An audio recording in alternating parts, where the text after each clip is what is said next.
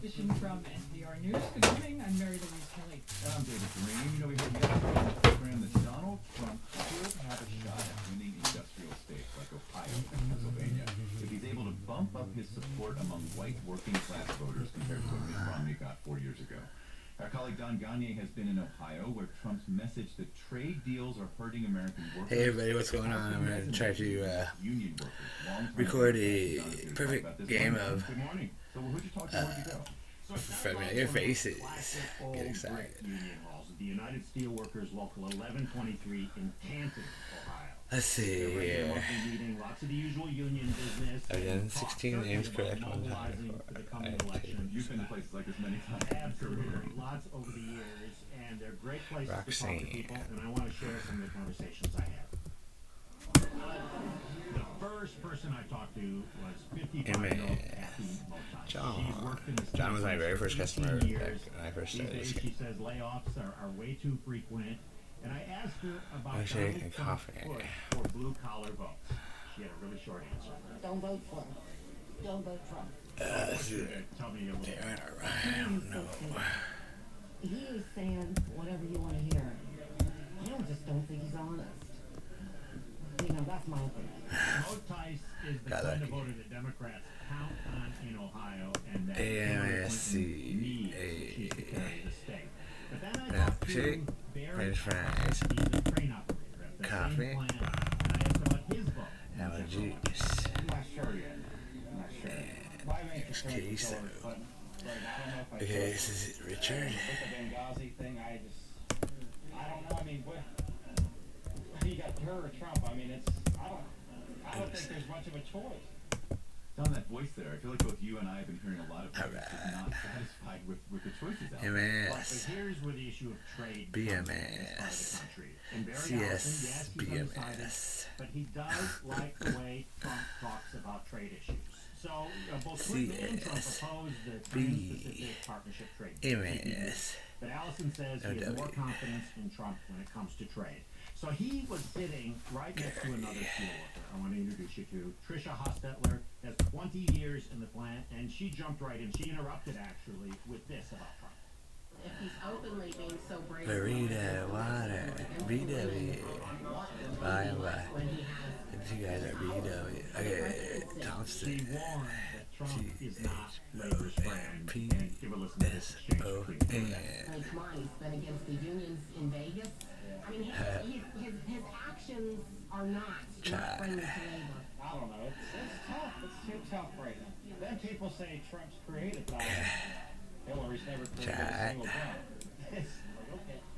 So those voices are usually kind of voters the Democratic Party is just really hoping we'll just vote Democratic, period. Right, and they're both Democrats, and both said they wish they could vote for Bernie Sanders. Both of them voted for President Obama twice. I remember that BW that was a long time ago. Alright, looking good so far, cola. Is that something you were hearing, across Kimberly. the state? I did find people who were ready to commit, even though there are a lot of people that are kind of torn like that. I went to Warren, Ohio. It's another once booming steel town. It's also seen big job losses, and there I met with retired steelworker Joe Schrodak. Bye. He took a buyout a decade ago after 34 years in the mills. Listen for a minute when he took me to where he used to work. So tell me where we are. No, Jay. Well, this used to be the Ted. main, and there was, when I started here, there was 10,000 people. So we were standing there, looking beyond this to this big open field, this huge field where the plant used to be. Trucks were still rumbling by on the road, but they're all heading somewhere else now. And Schrodak told me that he has seen his hometown become a classic, sad Rust Belt story. And he said it's form of glory. Also, Schrodak is a lifelong Democrat. He has never voted for a Republican until Donald Trump. Later, okay, that's all doing it so far, halfway there. Emily. Is that a big chunk of the appeal? He's 100% right. Except with Polly. Okay, enter. No. Good. So what's he going to accomplish? If he accomplishes BC. 10% of what he said BMC.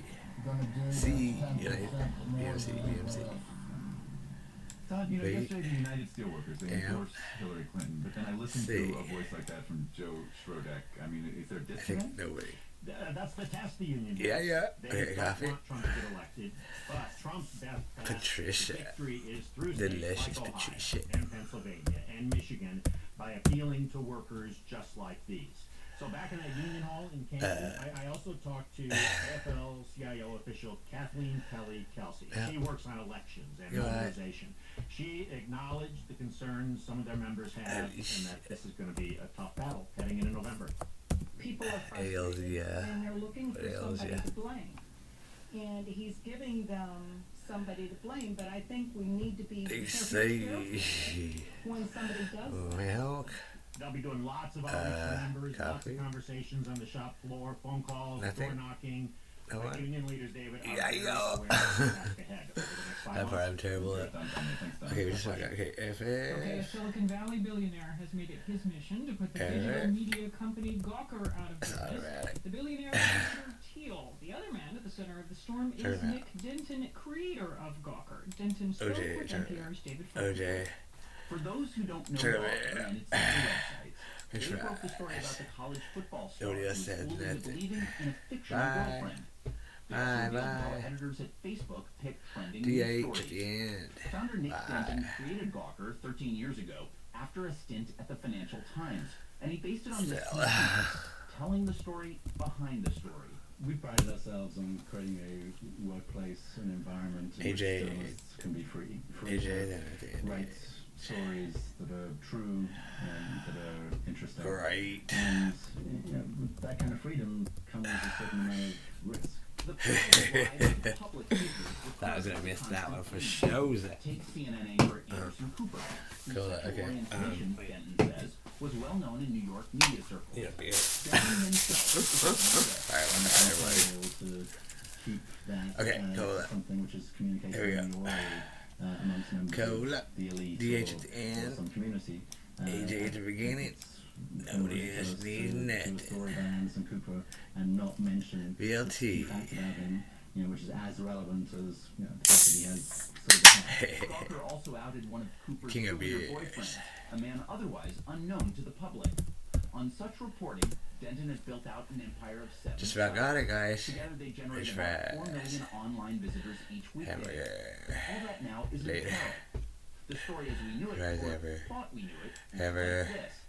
Gawker It's posted a story fries. about the former professional wrestler known as Hulk Hogan. I don't know. Gawker posted a brief video in which Hogan is shown having sex with the wife of his supposed best friend. No OJ. picture, no footage, no story. See you later. People these days require some visual evidence in order to believe what they read. Denton says there was a gap between Hogan's all-American persona and his private behavior. Hogan claims an invasion of privacy. Interesting, He perfect. sued in Florida and won a $140 That's the best you can do, million right? judgment. It's on appeal. And that's where the story took a corkscrew twist. Anyway, like I said, I've done it Someone before, else but was there you go. footing Hogan's That's tape bills. for the perfect. I did suspect that it was somebody in Silicon Valley for the reasons I've given. That Wanna see how much I suck at this game? Coverage is, tends to be more thin-skinned, and Silicon Valley billionaires have more resources than your average New York or LA millionaire. So it was guesswork, really. He was right. A Gawker site outed PayPal co-founder Peter Thiel as gay 9 years ago, and Thiel's never forgotten, financing Hogan's lawsuit and several others. Thiel told the New York Times that backing the lawsuits against Gawker was an act of philanthropy. Commentators at the New York Times and the Washington Post said Thiel's hidden assault on Gawker was an attack on the Gawker press. Count media critic Michael Wolff out. He writes for USA Today and The Hollywood Reporter. They're sadistic, cruel, mean. And there, Wolff used a very, very, very profane word, saying Gawker has to take responsibility for what it publishes. And to me, in any rendition of the world, it would be a better place without them. It's one of those anomalous situations in which people, as they call themselves journalists, they're just thugs. Gawker has dissected Wolff's personal life, too. Wolff says all he sees is baffling anger at people at staffers view as elites. Amazingly enough, Denton and Wolff are friends, of a sort. Denton admits in some moments Gawker has gone too far, but that it serves a purpose, holding the power